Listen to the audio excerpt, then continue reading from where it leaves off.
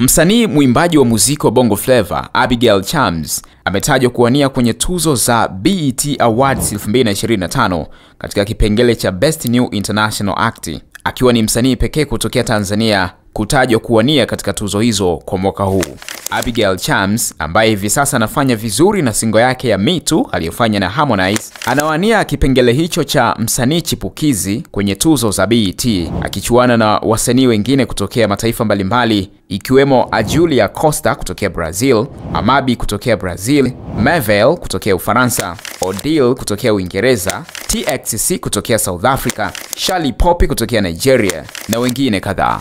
Itakumbukwa kwenye Bongo Flava, msanii Rayvanny alishinda tuzo ya BET mwaka 2017. Hata hivyo, tuzo hizo za BET mwaka huu 2025 zitatolewa mnamo Juni 9 katika ukumbi wa Peacock Theater jijini Los Angeles, Marekani, ikiwa ni miaka 25 tangu kuanzishwa kwa tuzo hizo za Black Entertainment Television BET tangu zilivyoanzishwa mwaka 2001. Ili kumsaidia kushinda Abigail Chams, tembelea ukurasa wa BET_INTL. Kisha like picha ya Abigail kwenye orodha ya nominees wengine. Kupiga kura ni kwa njia ya kulike post. Fanya hivyo ili kurudisha ushindi Tanzania.